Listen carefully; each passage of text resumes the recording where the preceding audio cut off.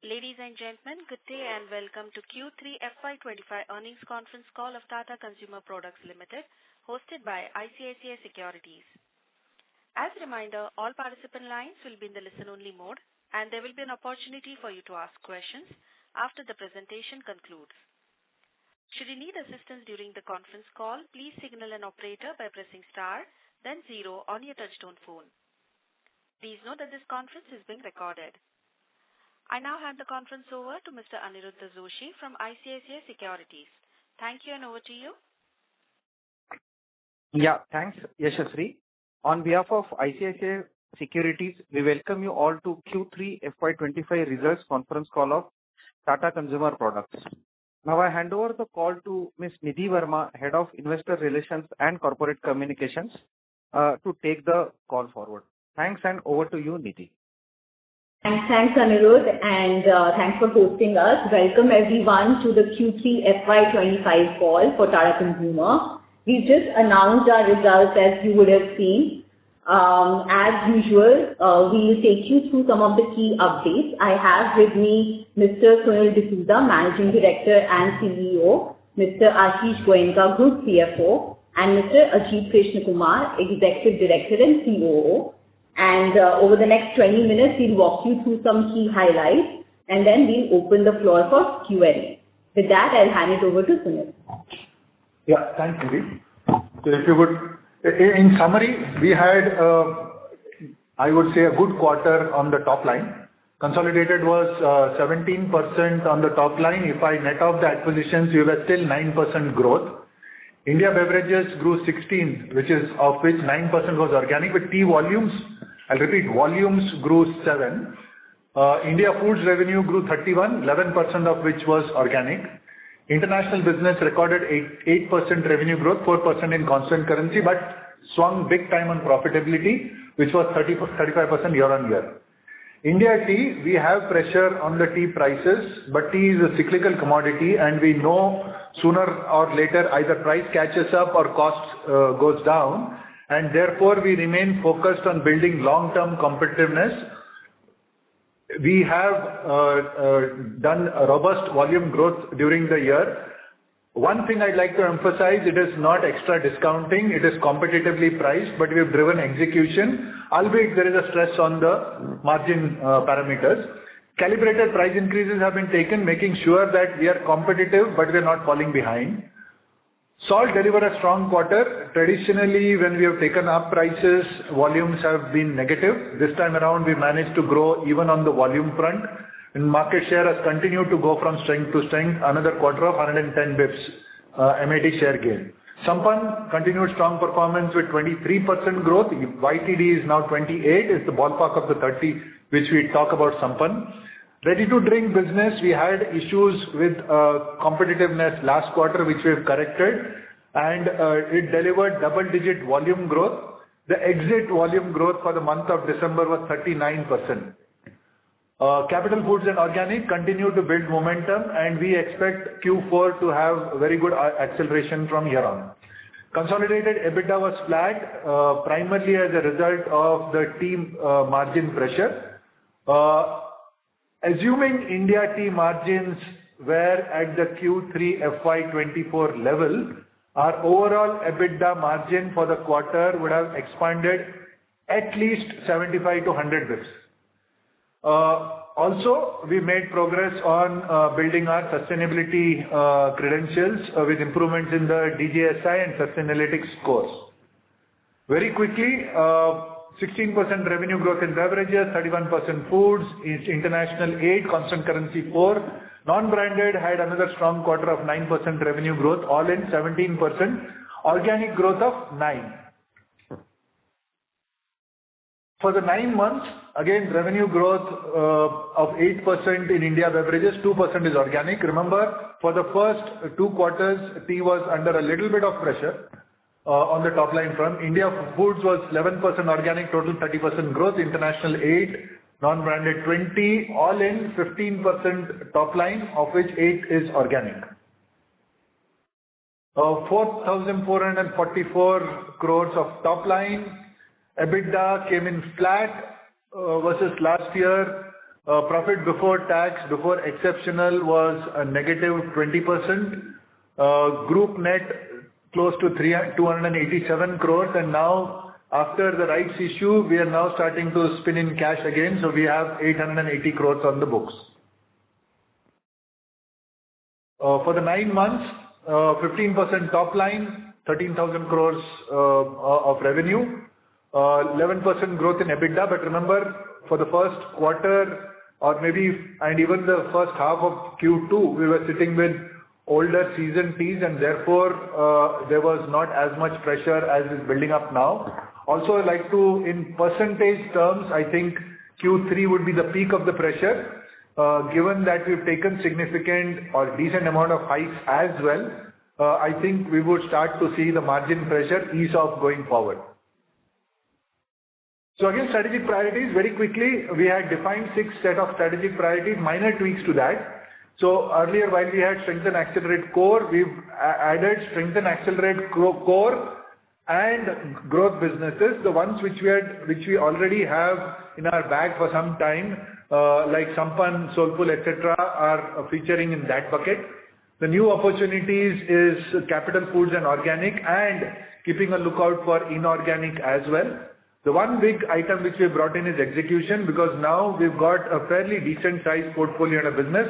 We now need to button down our execution, including execution on cost takeouts. Balance remains the same. A&P to sales, as I've said, we should be probably in the 7.5. We were marginally down at 6.7. Market share, salt, continued to grow at 110 bps. Minor movement in tea. We have guided for 30% of our businesses being growth businesses, growing at 30%. We grew at 89%, and now they will contribute to 27% of our portfolio. Organic, albeit the growth businesses were 14, and I'll come to the details. One of the big reasons why we've grown decently compared to our peer group, at least from announcements that we've seen so far, is we've continued to focus on building front-end execution. We've got roughly 10% higher distributors, 30% higher DSRs, as well as expanded rural distribution through super stockists and sub-distributors. Our direct reach is now north of 1.8 million. Our front-end DMS and SFA is fully implemented, including across the super stockist network. We are fully on the auto replenishment system, and therefore the tail end SKUs are also picking up wind. In line with what we had committed of building out the food services and pharma, we have finished the pilots, proved the test case, and are now going to expand rapidly. Modern trade continued to deliver for us 14% top line growth, e-commerce 59%, e-commerce now accounting for 15% of our top line, almost equal, actually slightly higher than modern trade.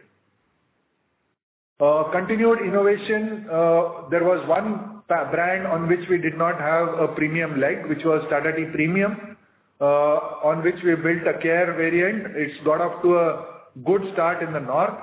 Tetley powder, which negates the bitterness that you see and the inconsistency which you see with tea bags, also off to a good response. Ready to drink coffee is again started off very well. We brought in jelly with a renewed focus with new flavors. On foods, dry fruits is now 100 crore ARR. Cold press oils is 70 crore ARR. We are continuing to double down behind it. Apart from that, breakthrough innovation of quick cook Kabuli chana, which is just put it in a bowl, put water, put it into the microwave, and you've got ready to eat.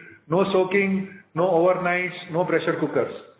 Capital Foods also continued to expand the portfolio with Szechuan fried rice masala as well as veg Hakka noodles.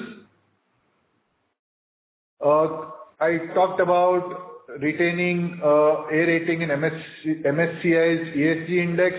DJSI score continued to improve. We are now 65 versus 56, and further improvement in Sustainalytics. On the macro piece, I don't think I need to talk about the tea prices, which are about 25 to 30% higher than last year. Albeit the Kenyan prices have sort of flattened out.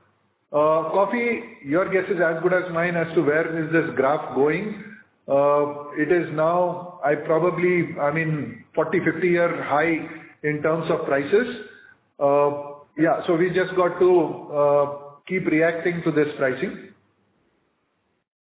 In terms of business, packaged beverages, India volume up 7, net revenue up 10, marginal movement on market share. Coffee grew 28%, and like I said, we've taken calibrated price increases across the tea portfolio, probably compensated for about 40% of the tea price increase. The 60% is still out there. Next. We had a 1% volume growth in salt. Overall, foods organic revenue growth of 11%, 31% when I include the acquisitions. Market share continued to grow from strength to strength. Sampann had a strong quarter, is 23%, YTD 28. Value-added salts continued to outpace everything, growing at 31%. And I talked about dry fruits and cold press oil. A ready-to-drink portfolio, I point you to the left side graph where we had said that we will bring the trajectory back. Volume grew 39% for the month of December. Yes, value was slightly down because we have re-indexed our pricing to be competitive in the market. 14% volume growth for the quarter, close to 160 crores of revenue. Most importantly, Tata Copper, which is not at the focus of the entire competitive actions, continued to do well with a 21% top line growth. Capital Foods and Organic India, trajectory in the right direction, albeit this quarter was, I would say, more of stabilization from where we had. You will probably see the next jump coming in Q4 as we roll out the food service, pharma, and the innovation portfolio as we go forward. Combined gross margin of 47% in the ballpark of where we had said it will be. Non-branded business, strong revenue growth of 8%. Soluble business grew 2%, primarily driven by the very, very high inflation that we're seeing on the coffee space. EBIT margin was very, very strong, expanding 180 bits year-on-year. Starbucks, improving quarter-on-quarter. Same-store sales growth better than where it was last quarter. Now we are in 473 stores, having opened 16 more stores for the quarter in 4 more cities. Now we are present in 74 cities. UK, we continue to deliver strong performance, strong number 2 share, gooder. Remember, UK, the growth is happening in fruit and herbal and specialty, and we are focused on that. Apart from the tea pigs, now we are also finding tailwind behind gooder, which is now entered into Tesco. Fruit and herbal market share now 10%. We are the number 2 tea player in the UK. USA, after a couple of quarters of pressure, now back to performance. 5% growth on revenue for coffee, 4% on tea, and market share, at least for the last 2 months, has started to trend up. Canada, after a bit of hiccup last quarter as we implemented our Andromeda packs, which is our most sustainable packs from the UK. Now back, revenue growth of +5. Specialty tea grew up 21% and market share overall. Remember, black tea we are close to 50. Overall market share for tea is about 27%. We are the number 1 player in Canada. Financial, Ashish, up to you. Thanks, Sunil. Good evening, everyone. I'll focus primarily on the consolidated financials. As Sunil mentioned, at a consolidated level, our top line grew 17%. On an underlying basis, that represents a 9% growth. Growth was fairly broad-based across our businesses and across geography. India reported growth 23%, organic growth of 10%, led by very impressive performances in tea and salt. International continued its good run with a 4% top line growth, and non-branded we saw buoyancy continued because of the inflated coffee prices. So overall, a good 17% growth for the quarter. EBITDA margins were flat versus last year, primarily on account of the impact in India of tea costs. The business continues to improve and expand margins. India business was particularly impacted by the high tea cost, and we saw margin contraction. but international and non-branded business, they'll continue to deliver very impressive margin expansion. International is more structural, and non-branded getting the benefit of high commodity prices as of now. On a 9-month basis, consolidated revenue growth of 15%, again growth across businesses and geography. And we are seeing also EBITDA growth of 11%, albeit Q2 was partially and Q3 was significantly impacted by high tea prices in India. Rest of the portfolio continues to expand margins. So therefore, on a consolidated financial level, again, nothing much to call out. EBITDA remains subdued versus last year on account of high tea costs in India. EBIT, again, impacted by flow through from EBITDA, plus the amortization impact on account of capital goods in organic India, which is close to 60 crores on a quarterly basis. On PBT, we were impacted by higher interest costs versus last year, but that's beginning to improve now as we build on cash. As Sunil said, we have moved to close to 900 crores of cash, and as we continue to build that, we will see significantly higher flow through from EBIT to PBT. So therefore, at an overall level, PAT came in at 282 crores, which is down 6%, largely because of the impact of tea, as I said, the interest cost and amortization cost. So with that, I think let me hand over back to Sunil for the closing. Yeah, thanks, Ashish. So, essentially, we'll continue to prioritize a longer-term competitive market position in the India tea business, because we know that if the incoming crop is normal, we will have prices move downwards, and that will put margins back on track. Or if they don't, industry will take pricing up, and therefore margins will come back to normal. But that said, more importantly, the India business delivered robust double-digit growth backed by strong volume, which is a multi-quarter high. EBITDA margin overall impacted, as I talked about, normalized for, if I take out both the price increases as well as the cost increases on tea, our EBITDA margins would have expanded at least 75 to 100 bps. Foods, international and non-branded, strong quarter.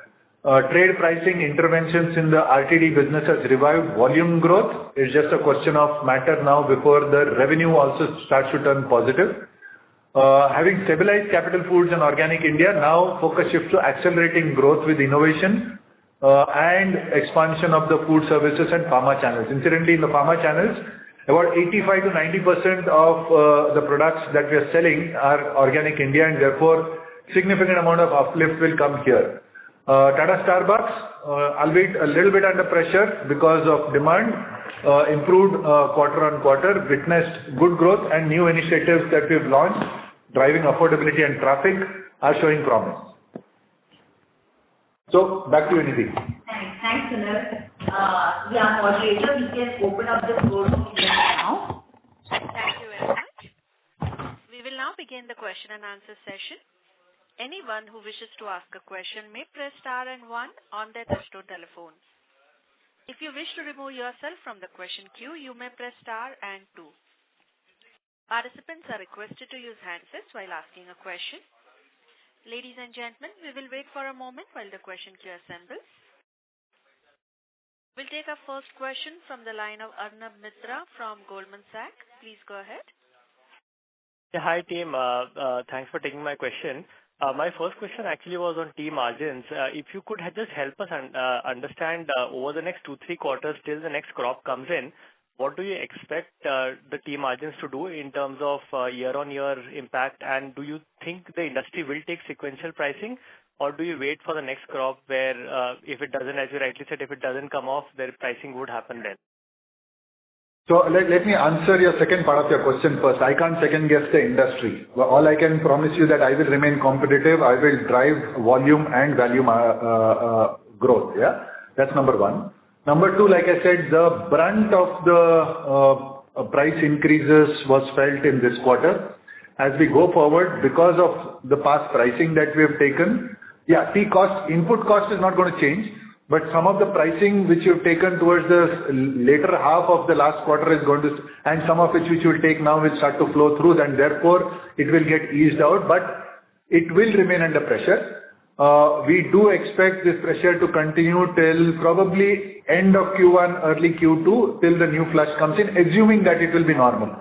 But so normative margins which the industry has operated at, we are roughly off by at least 60% of that.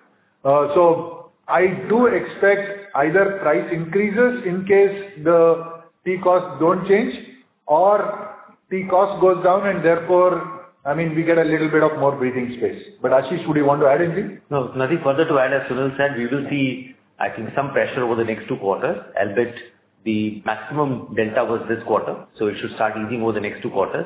But since there are no fresh teas available, I think that input costs are pretty much locked in for the next 2 quarters.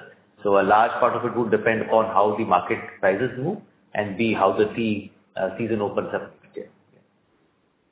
Sure, thanks. That's very helpful. My second question was on the RTD business. You've seen a good improvement here with the changes or the actions you've taken. Wanted to understand, is the competitive environment here stable? Are you seeing further intensity from some of the new entrants? And do you think what you've done is sufficient to get you back to revenue growth, let's say a few quarters down the line, as you see it? So here's a couple of things on the RTD business, right? The reason why we are in the cups business at rupees 10 is because the unit economics work. I'm not sure, at least I don't fathom and I can't understand how unit economics will work in any other package with a large capex and large freight, right? And therefore, I remain convinced that we've got to stick to our strategy and continue to execute.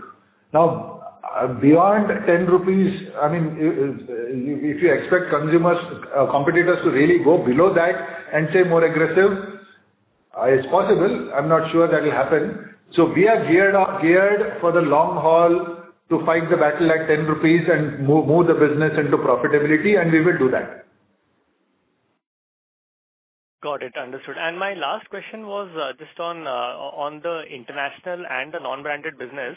While year-on-year margins are up a lot, it's slightly tapered off sequentially. Do you expect at least the non-branded business to now start moderating, or do you expect in the near term margins to remain healthy in both of these? If you can tell me where coffee prices are going to go, I can promise you where I have to tell you the margins. The whole problem is every time we think that we hit a peak and therefore we're going to contract, it takes another big leap, right?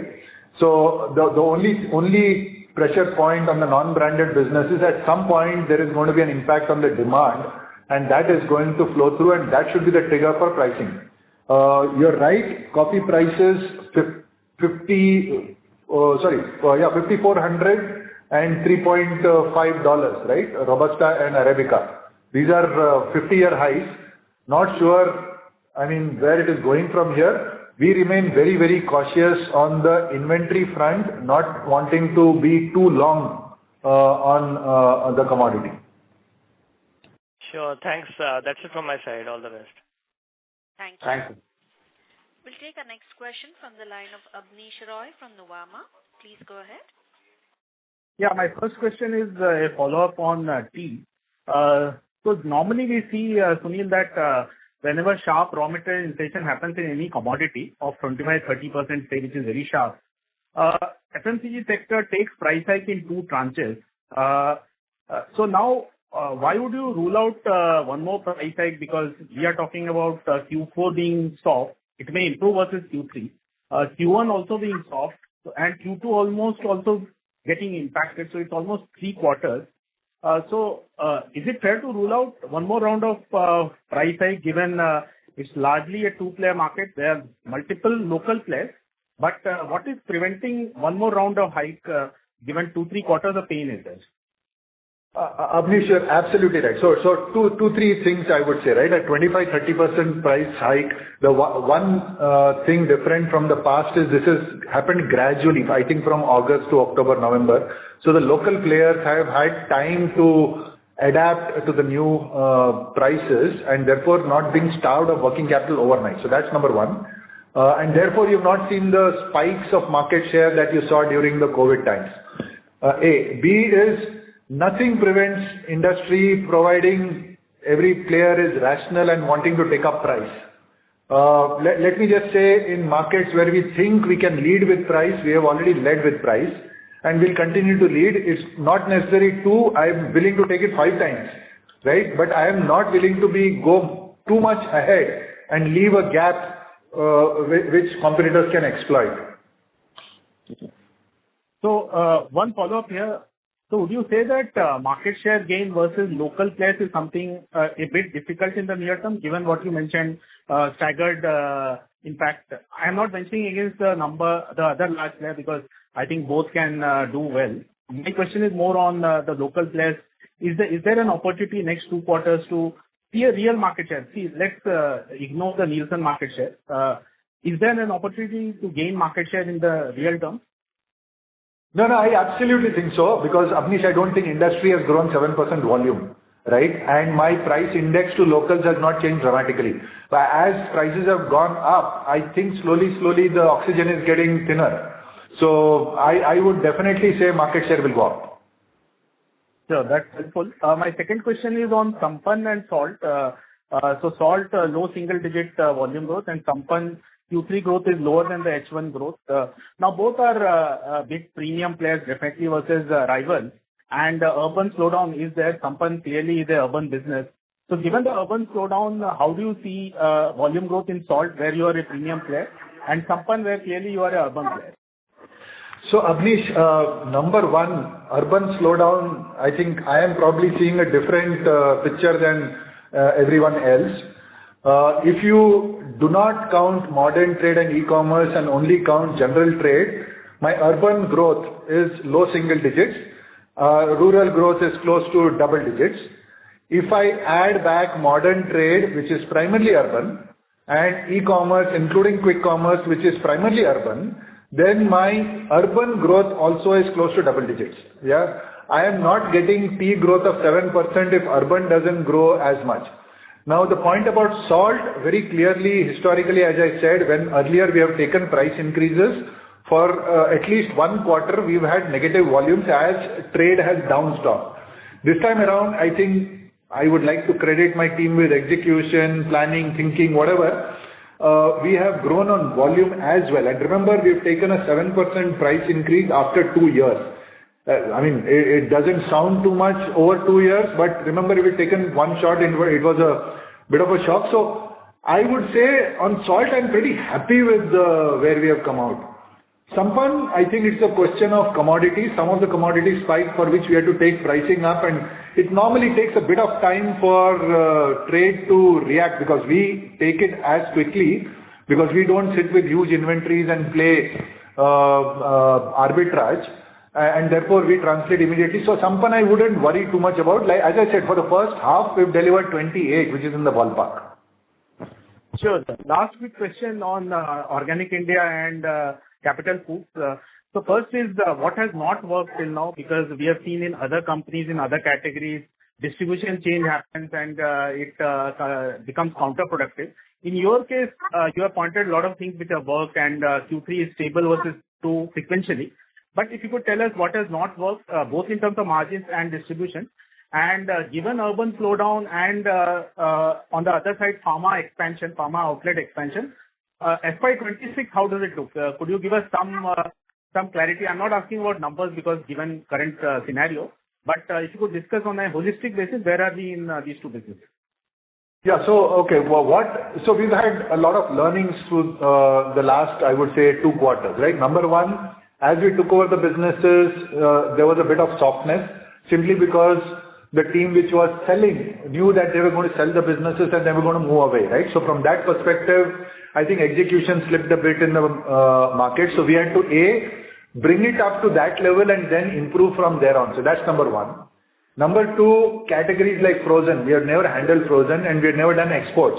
And we've never done exports and frozen with a place where we had to drive the agenda for the international retailer like a Patel Brothers or a Mustafa or a Sabrini, right? So that took us a bit of time. So we probably lost a quarter on that piece. Number two was in categories like ginger garlic paste, where commodity price moves rapidly, making sure that we built a playbook with 10 recipes to adapt to the conditions. That was the number two. Number three, the fact that there was a active channel which catered to all the street vendors for chili sauces, etc. We needed to figure that piece out. We had factored in food services to be a faster growth. I think by the time we set it up, recruited and set it up, it took in a little bit of more time than what we expected. That was on the capital foods front. On Organic India, a significant amount of growth was built on the pharma channel, and we took again a bit of time. Remember, Organic India, we closed only in April, and probably for the first 30 days, we just took back stock and because we didn't want to. So actually, we got going by June. So we are about 3 months behind Capital Foods, even in Organic India. There again, because the team was moving on, they had moved on. Organic India, let me say my single biggest learning was while we had 2x, or actually not 2, we have 5x of where they were in terms of expansion, in terms of outlet distribution. I think the big learning was we need to go with those big outlets for massive depth. And therefore, we are now going to go after a very specific set of outlets, build displays, build promoters, build sampling, build consumer education out there, and rapidly expand the pharma channel. Food services, we piloted in 2 cities. We are going to be in 16 next year. We are already in the phase of rolling out to 16. Pharma, we piloted in 10 cities. We are going to be in 40 next year. So you are going to see a substantial jump shift, I would say, at least in the next 90 days, if not the next 30, 60 days. One more last thing was innovation, right? By the time we figured out, at least it took us 3 to 4 months to understand the categories, understand the consumer, what are the big gaps, where can we bring value to the table. So I think you've started to see the start of innovation. I think you'll see some rapid stuff coming in the next probably 1 to 2 quarters. So thanks for the candid answer. That's all from me. Thank you. Thank you. We'll take our next question from the line of Aditya Soman from CLSA. Please go ahead. Hi, good evening. So 2 questions. So one, are you seeing in tea when you mentioned that some of the smaller competitors, they've had more lead time to adjust to prices, but is there also a sense that some of these players are also benefiting from easier access to the market, whether it's because of modern retail or quick commerce? I'm not sure. The access, modern retail, I don't think things have changed significantly. Quick commerce, I'm not sure you're seeing all the tail end SKUs coming. So, and that was always there. So it is not, it could be, but I don't think we're seeing anything dramatically different in that front. In fact, e-commerce, we are the number 1 player and we continue to be the number 1 player and we are expanding market share as we speak. So I am not sure we're seeing what you mentioned. No, very clear. Thank you. And the second question on the beverages business. Would it be fair to say that now the product is a lot more competitive from a pricing perspective, and which is what is driving up the volumes?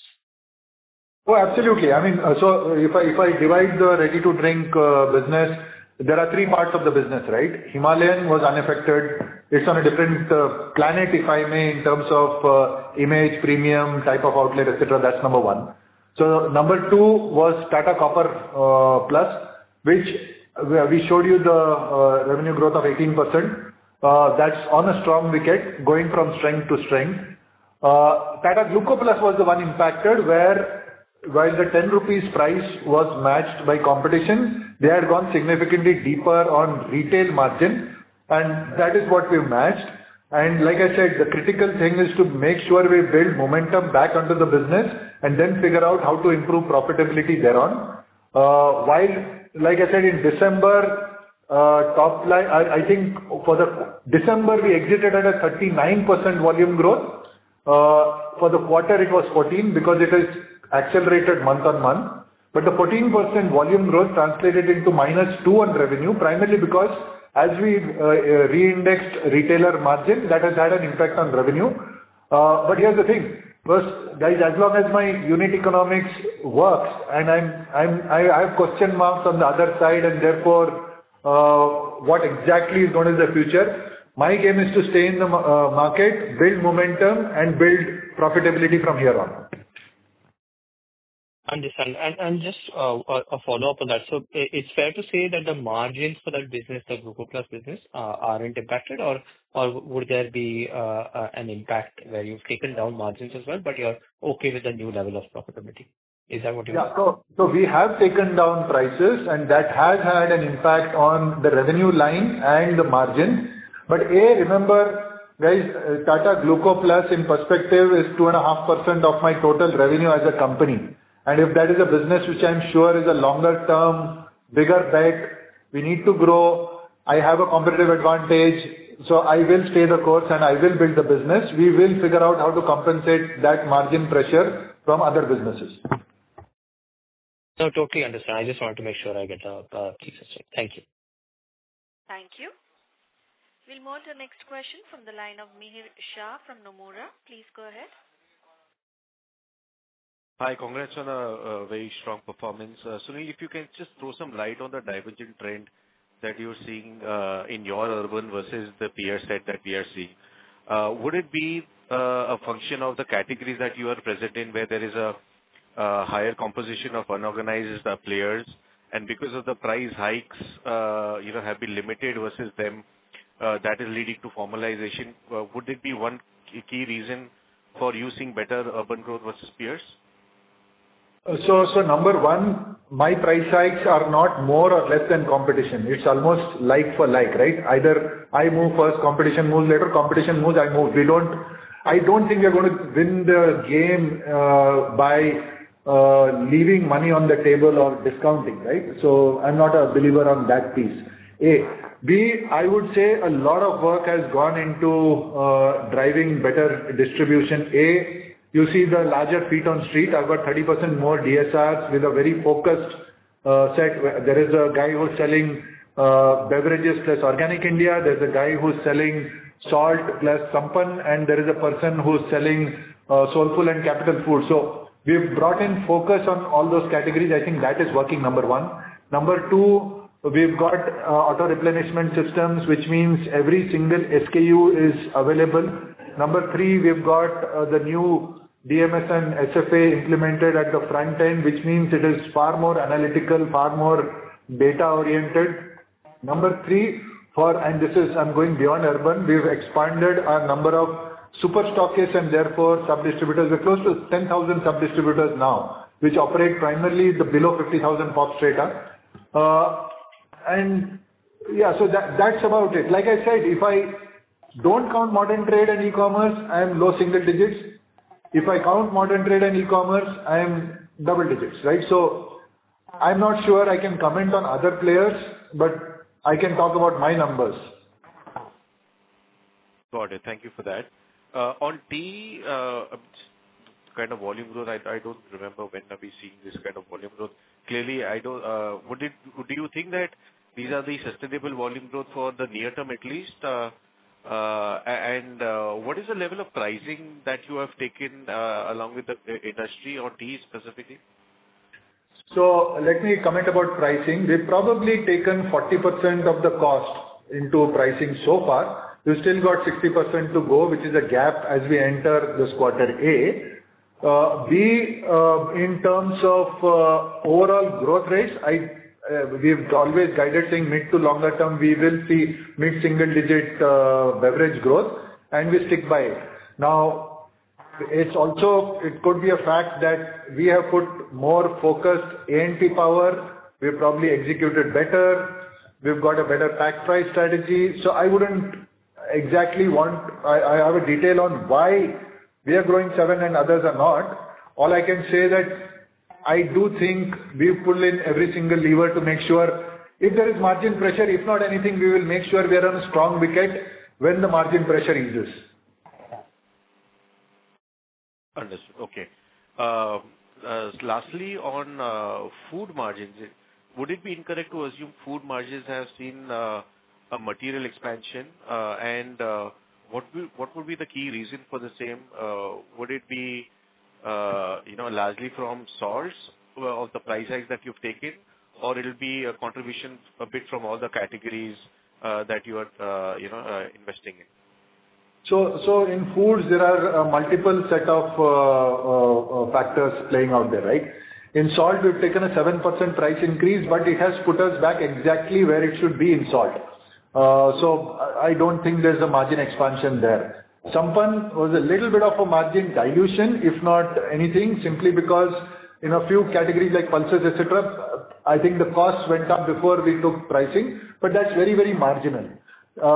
Capital Foods, as we had said, one of the big reasons for acquiring it was that the margins were probably 50% higher than where our margins were. And as that plays in the portfolio, I think the overall foods portfolio, you will see the margins go up. It's more a question of mix and growth rates of all the different parts of the portfolio rather than just pricing or cost advantages. Got it. Very clear, Sunil. Thank you very much and wishing you all the best. Thank you. Next question is from the line of Percy Panthaki from IIFL Securities. Please go ahead. Hi, Sunil. Just a follow-up on the pricing which Mihir asked. You mentioned 40% of the inflation. So does that mean that because tea cost is up, let's say 25%, that the price increase you have taken is 10%? Is that the correct way to read it? Ballpark, yes, Percy. Okay. So this quarter we have seen only like 3% of the pricing come in. Is that because of mix, or is it because that the pricing was taken through the quarter and did not affect the entire quarter? So there were two impacts, Percy. One, of course, the full impact of the price increases will flow into the next quarter. But also there is a adverse mix playing out because of, and given the dynamics in the tea category currently, of course, while we have seen growth across the portfolio, the economy and popular is growing faster than the premium segment. So there is also a function of mix. But that said, I mean, the initial days when the price increases happened, we saw lower part of the portfolio fare better. But now getting into January, February, the trend that we're seeing is now the middle to higher part of the portfolio is also performing as strongly. Yeah. Understood. So would it be fair to assume, given the price increases already under the belt, not even counting anything more, that Q4 should see at least a high single-digit pricing growth, even considering some little bit of mix deterioration? Is that a fair assumption? So Percy, all I can say is we'll continue to focus on volume growth. We've taken 40% pricing, and we remain committed to taking any other pricing opportunities that there are in the market. Yeah. Understood. Coming to the international portfolio, just wanted to understand the margins. Are they? I mean, of course, there is a coffee price impact there. I don't know how to look at it because for the international business, the coffee price would actually be like input cost inflation, and despite that, international margins are healthy. So what is driving that, and what do you think is the stable state international margin? Will it maintain at this level, or is there a chance it could go up or down? So Percy, if you see the portfolio of international, the large part of the margin expansion is actually coming out from UK and Canada. And because we have taken structural interventions in these markets, UK, of course, Sunil has talked about it earlier. We did a lot of structural interventions which are playing out now. US margins are actually lower and largely improved versus last year because overall coffee impact has not been that material in that market. So, but that said, I think I will put back a certain amount of margin improvement in the UK into brand building now. Now that we've got the business on steady footing, whether it is in terms of the manufacturing, sustainable packs, product quality, fully biodegradable tea bags, execution at the front end, got fruit and herbal specialty, all firing up. I think it is high time to start building the brand to a stronger position. So we will start giving this off. But international overall will be in the ballpark of the margins because while I give UK off, the US I would expect to improve from here on as we improve two or three things. A is the big opportunity of K-Cups is what we are pushing for. That is a better margin than bags. We have a significantly lower market share in that, number one. Number two, availability is a big opportunity. The team is focused on that. see smaller customers whom we're not focused on, who are more profitable from execution standpoint are getting focused on. And D, most importantly, in the US, while earlier our entire sales system was based on third-party brokers, we have now taken control of key accounts with putting in an in-house team to manage all the big accounts like a Walmart, Kroger, Publix, etc. directly. Right, got it. So, I know it's a very short-term oriented question, and apologies for that. But do you think that we could have a couple of quarters where the India margin is still under pressure on a YOY basis, whereas the benefits of unbranded and international on a YOY come into the base, and therefore on a console level, there is a lot more pressure on the EBITDA than what we've actually seen this quarter. Is that a possibility? So Percy, if you tell me what is happening to coffee prices, if you tell me what is happening to the coming tea crop, and if you tell me what is happening to competition in the local market on tea prices, I will be very happy to do that computation. Unfortunately, the only thing I can do is react to the market. If players are rational and if they put in, behave rationally on cost, prices, etc. As I said, if I had computed my margins net of tea cost increase and price increase, my EBITDA margin would have expanded at least 75 to 100 bips, right? So if anything, I think we should start seeing expansion rather than contraction. Okay. Thanks, Sunil. Thanks very much and all the best. Thank you. Ladies and gentlemen, in order to ensure that management is able to answer queries from all participants, please restrict your question to one at a time. You may join back the queue for follow-up questions. We'll take our next question from the line of Sheila Rathi from Morgan Stanley. Please go ahead. Thanks for taking my question, and I have two questions. So my first question, Sunil, was, on the point which is made in the presentation that, with respect to prioritizing long-term competitiveness in the tea portfolio. Is there a way we can think of that, 7% is kind of a new narrative on the volume growth? Of course, we cannot make such projections, but how should we think about the volume growth trajectory in terms of what you are saying here? And the second question is, I think Tata Consumer is the first company to call out that e-commerce is bigger than modern trade for us, at 15% e-commerce and modern trade at 14%. Just want to understand is what part of our portfolio is driving this, or, we are going all in, because a lot of consumer companies say that, they have a different portfolio for e-commerce. Vis-a-vis, how are we different here? So two questions. So let me answer the second question first. Sheila, as a consumer, will you buy a different pack on e-commerce than what you get in your Kirana store or modern trade? That I'm not very sure, right? We do play pack price from time to time, but broadly categories, etc., I would go all in. My philosophy is I will be where the consumer is shopping, right? I will not try to balance my margin profile and my channel profile. This is how my mathematics works out. I will be where the consumer is and then work backwards to figure out how do I fit my profit profile. So that's number one. Number two, on the margins, if this was the number, I would use the term on a lighter note. If wishes were also Sunil would write, right? So 7% volume growth I wish, but I think longer term it is mid-single digit that we are guiding for, and we remain committed to that. Thank you. Thank you. We'll take our next question from the line of Bhavdeep Vora from Franklin Templeton Asset Management India. Please go ahead. Yeah, thanks for the opportunity. I have two questions. The first is, could you comment a bit on this recent news of on the snacking business about the tie-up with Pepsi for the Kurkure? Kind of what does this entail, and are there kind of further such plans in the pipeline? So the single biggest thing that we believe for Capital Foods is that, for example, Szechuan chutney, we've got an 89% share of the segment, and the game is to grow that segment. The easiest way to grow that segment is sample the product, because I would find it very, very difficult to believe that someone sampled it and didn't buy the product, right? And therefore you need to find a vehicle with whom you can partner with to do that. So by partnering with Kurkure, we've got the Szechuan chutney flavor with the Ching's bottle on the pack in front of every consumer who's picking up Kurkure.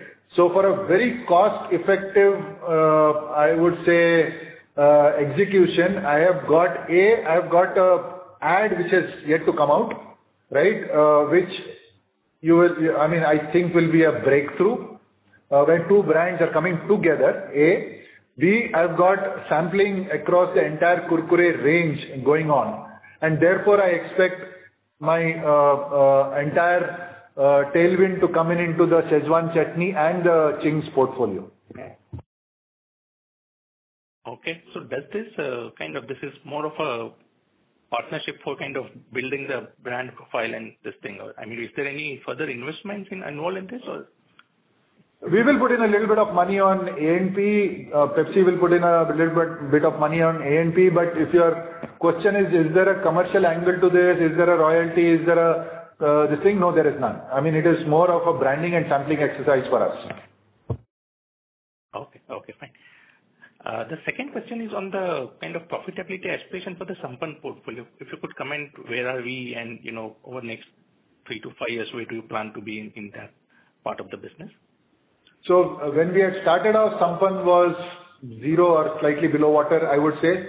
Over the past 4.5, 5 years, we built it to close to very high single digits, close to double digit margins. I don't see a reason why gross margin, and our gross margin is defined as including variable freight. I don't see a reason why over a period of time it can't go to 12 to 15%.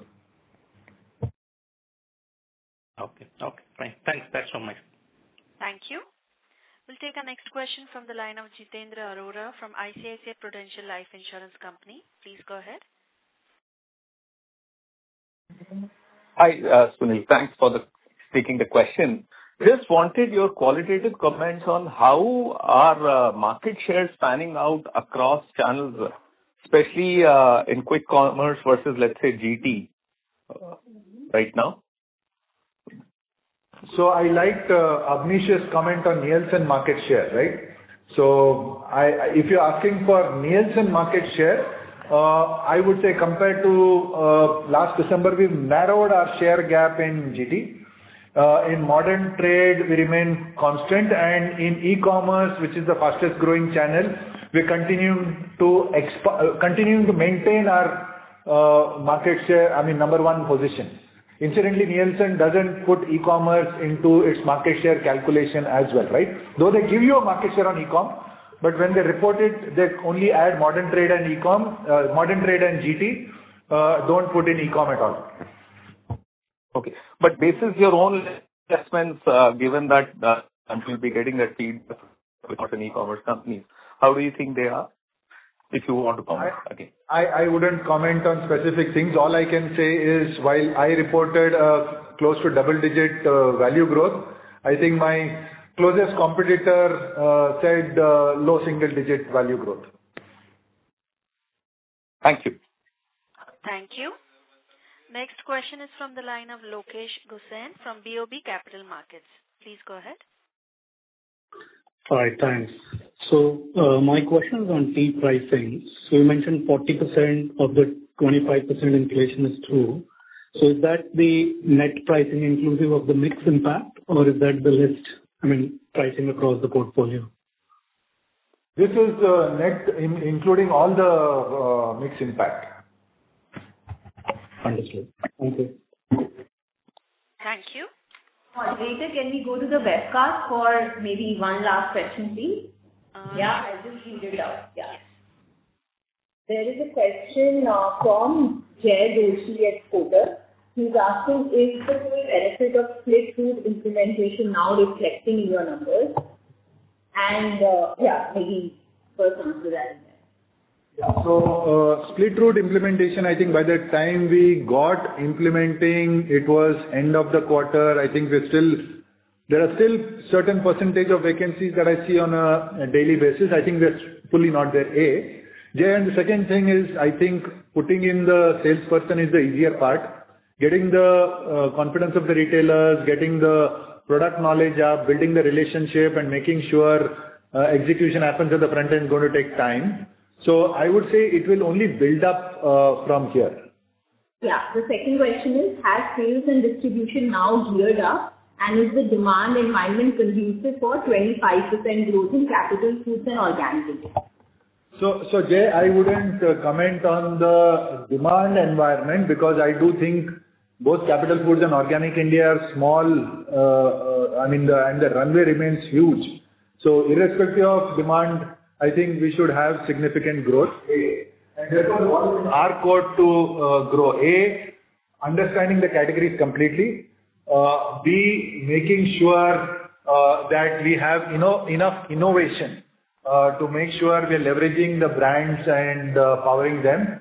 And C, making sure that we build out the new channels that are required to make them grow, a la the pharma channel for organic India or the food services for capital foods. And the other thing is building the brand into stronger places. So I do think the growth rate is achievable irrespective of the demand environment from the simple fact that we've got a long way to go. Thank you. Ladies and gentlemen, we'll take that as the last question for today. I would now like to hand the conference over to Ms. Nidhi for closing comments. Over to you. Thanks everyone for joining, and I understand due to paucity of time, perhaps we haven't been able to address everyone's questions. So you can reach out to us for any remaining questions. On behalf of the management, I want to thank you all and thank you ICICI Securities. Thank you. On behalf of ICICI Securities, that concludes this conference. Thank you for joining us, and you may now disconnect your lines.